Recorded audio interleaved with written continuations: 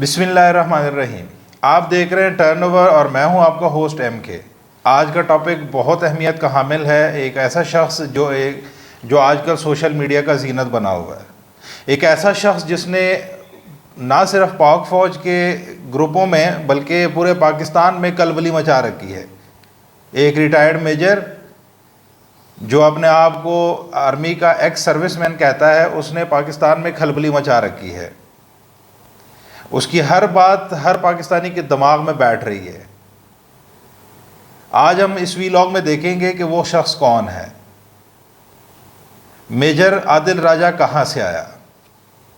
کیا وہ واقعی میں ریٹائرڈ آرمی میجر ہے؟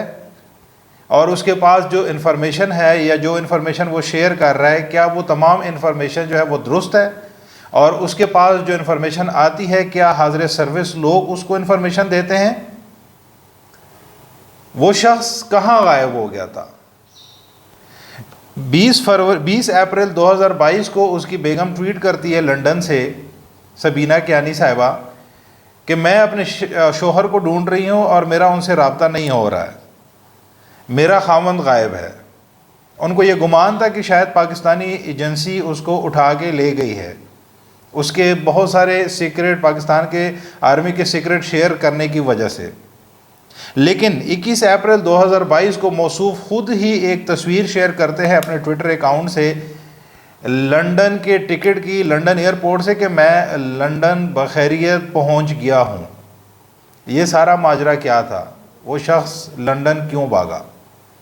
آج کی ویلاگ میں ہم ان تمام سوالات کے جوابات کو خاطر خواہ لائیں گے اور ان تمام سوالات کے جوابات ڈھونڈیں گے کہ یہ کیا وجوہات ہے, یہ کیا ہو رہا ہے, کیوں پاک آرمی کا میجر ہی پاکستان آرمی کے پھول کھول رہا ہے, کیا پاکستان آرمی کے بہت سارے آفیسرز نے پاکستان آرمی سے بغاوت کر لی ہے. تو ناظرین, سب سے پہلے دیکھتے ہیں کہ یہ میجر ریٹائرڈ عادل راجہ صاحب کون ہیں. میجر ریٹائرڈ عادل راجہ صاحب جو ہے یہ ایک آرمی کے میجر ریٹائرڈ ہیں. یہ ان کے والد صاحب بھی آرمی سے ریٹائرڈ تھے اور ان کے جو دادا تھے وہ بھی آرمی سے ریٹائرڈ تھے. دادا ان کے کرنل محمد اکبر صاحب تھے اور والد صاحب کا نام محمد عمر فاروق تھا. یہ ڈی ایم سی تھے, ایکس سروس مین سوسائٹی کا, یعنی جو ایک سوسائٹی بنائی ہوئی ہے ریٹائرڈ لوگوں نے, ریٹائرڈ آرمی کے لوگوں نے, یہ اس کے ڈی ایم سی یعنی ڈائریکٹر میڈیا سیل تھے. اب سوال یہ پیدا ہوتا ہے کہ یہ آیا کہاں سے, یہ کیوں فوج کے خلاف فوج سے باغی ہوا. یہ والنٹیئرلی ایک میجر ریٹائرڈ ہے اور یہ فوج سے باغی اس لیے ہوا. اس پہ جانے سے پہلے میں چھوٹی سی ہسٹری آپ کو بتانا چاہوں گا تاکہ آپ لوگوں کو کلیئر سمجھ آئے کہ یہ بندہ کہاں سے نکلا. جناب عمران خان صاحب کو لانے کے لیے اسٹیبلشمنٹ نے جو سیل بنائے تھے, اس میں جو اسٹیبلشمنٹ کی طرف سے میڈیا پرسن تھے وہ جناب عادل راجہ صاحب تھے. ان کو کیا ٹاسک دیے گئے یہ میں بعد میں بتاتا ہوں, لیکن سویلین کی طرف سے جو پرسن تھے وہ عمران ریاض خان صاحب تھے. عمران ریاض خان صاحب جو کہتے ہیں نا کہ مجھے ویڈیوز دکھائے گی, تصویریں دکھائے گی کرپشن کے ثبوتوں کے 2018 سے پہلے, تو میں اب کیسے ان کے ثبوتوں کے اگینسٹ چلا جاؤں. صحیح کہہ رہے ہیں. صرف عمران ریاض خان صاحب نہیں تھے, بہت سارے اور بھی لوگ تھے.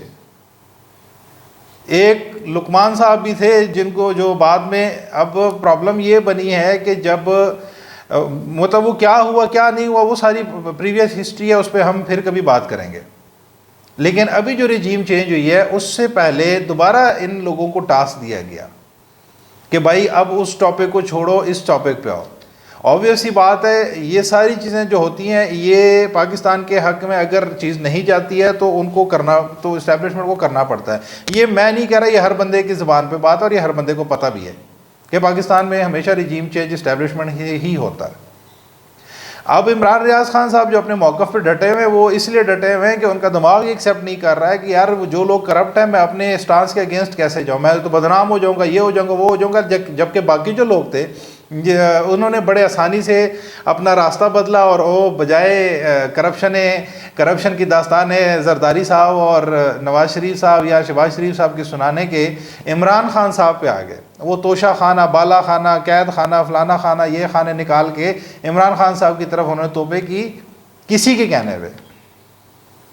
تو موصوف جو تھے، یہ جو عادل راجہ صاحب تھے، یہ بھی اس ٹیم کا حصہ تھے جو عمران خان صاحب کو لانے میں تھے اور جس کو ساری ثبوتیں دکھائی گئی تھی۔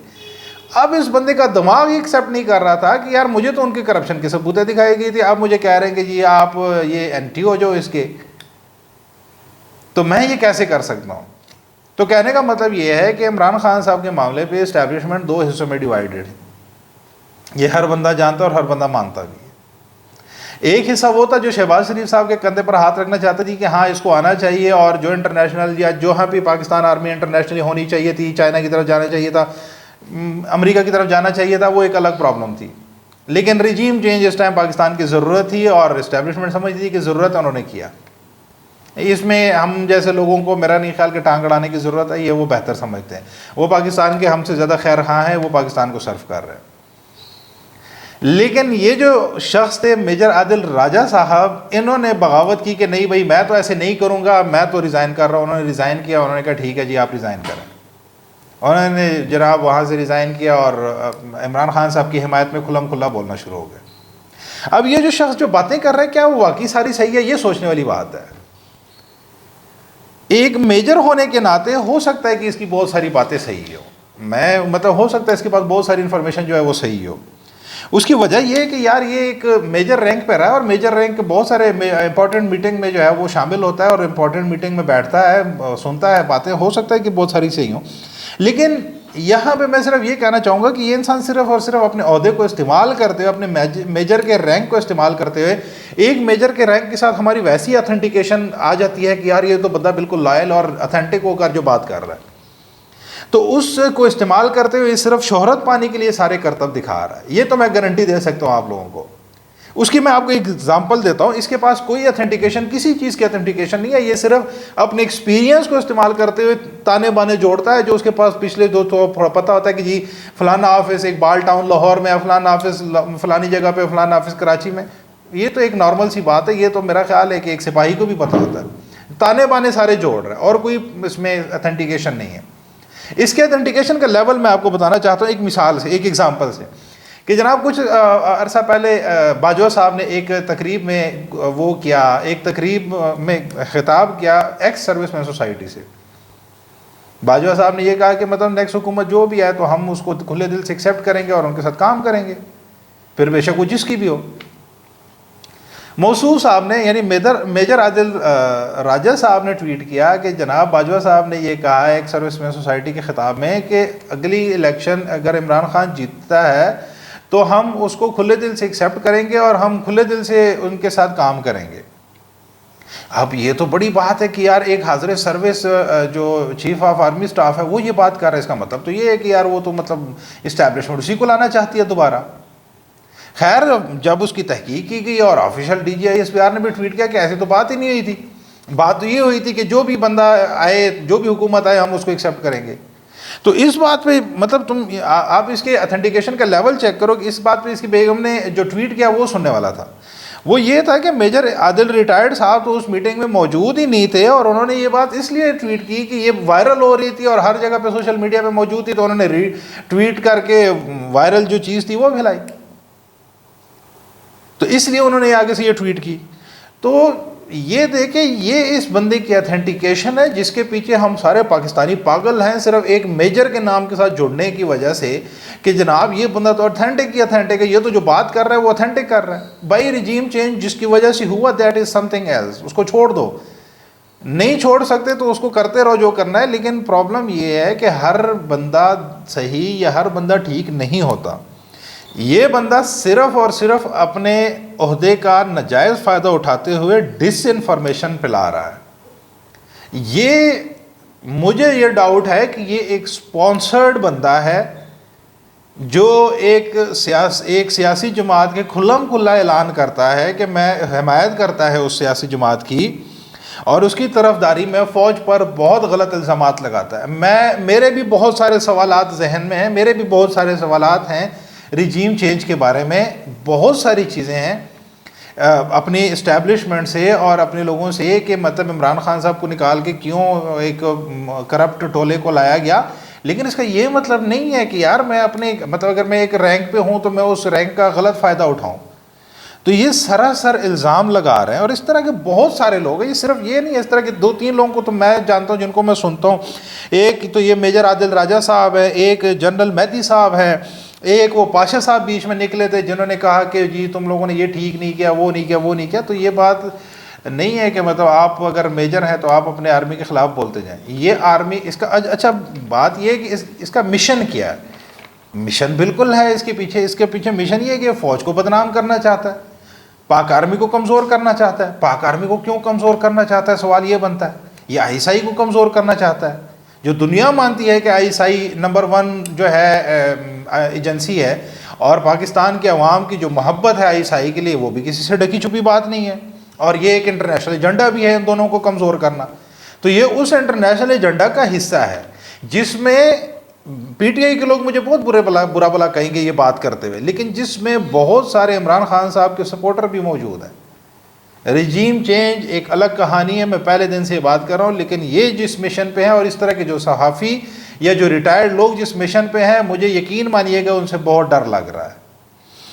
دوسری بات یہ ہے کہ یہ اس کا جو مشن ہے وہ یہ ہے کہ معصوم لوگوں کو یہ ورغلا رہا ہے فوج کے خلاف. اگین اس کا مطلب الٹیمیٹ بات یہ ہے کہ یہ فوج کو کمزور کرنا چاہ رہا ہے، اور اس بندے کا دماغ ایکسیپٹ ہی نہیں کر رہا ہے کہ مطلب مجھے جو کرپٹ لوگوں کی وہ چیزیں دکھائی گئی تھی، اب عمران خان صاحب کو ہٹا کے ان کرپٹ لوگوں کو کیسے انہوں نے حکومت دے دی ہے.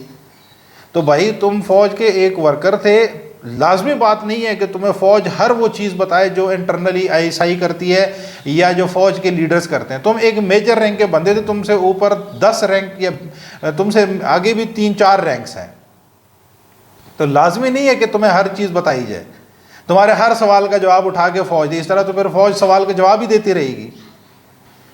تو بات یہ ہے کہ سر ڈس انفارمیشن پھیلانا چھوڑیے اور اپنی فوج کو بدنام کرنا چھوڑیں، لوگوں کو ورغلانا چھوڑیں. دیکھیں فوج کمزور تھی، عراق ٹوٹ گیا، آسانی سے ٹوٹ گیا.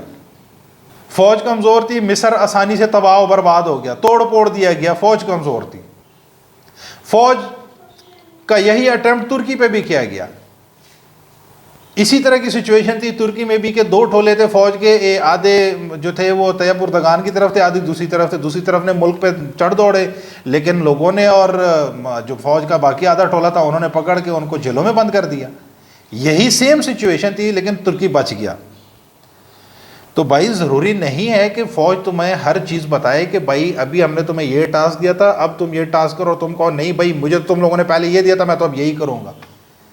یہ صرف اس چیز کا غصہ اور وہ جو چیزیں وہ اس چیز کا وہ پرابلم جو ہے وہ کریٹ کیا ہوا اس بندے نے، اور اس کے پاس یقین مانیے کہ کوئی انفارمیشن نہیں ہے، اور فوج کو اس کی بات کی نہ جواب دینے کی ضرورت ہے اور نہ وہ کبھی دے گی. اس لیے یہ بندہ سوشل میڈیا سٹار بنا ہوا ہے اور سوشل میڈیا پہ ہیرو بنا ہوا ہے. میں اپنی عوام سے یہ ریکویسٹ کرنا چاہوں گا اپنے ویلاگ کے آخر میں کہ خدا را پاک فوج کو اتنا کمزور نہ سمجھیں. پاک فوج نے اگر یہ رجیم چینج کیا تو انہوں نے بہت سوچ سمجھ کے کوئی کام کیا ہوگا. میرے بھی بہت سارے سوالات ہیں، میرے بھی اندر بہت سارے ایسی چیزیں جنم لیتی ہیں جن کے بارے میں جب سوچتا ہوں تو مجھے بھی غلط لگتی ہیں یا صحیح لگتی ہیں، لیکن میرے صحیح یا غلط ہونے سے کچھ نہیں ہوتا. ان کے صحیح یا غلط ہونے سے ہوتا ہے جنہوں نے اس ملک کو سنبھالنا ہے، اور وہ پاک آرمی ہے. اس لیے اپنے آرمی کا ساتھ دیجیے گا اور ایسے اونچے ہتھ کنڈوں کا ساتھ نہ دیجیے گا جس طرح کہ یہ میجر عادل راجہ صاحب اور باقی لوگ ہیں. پاکستان زندہ باد.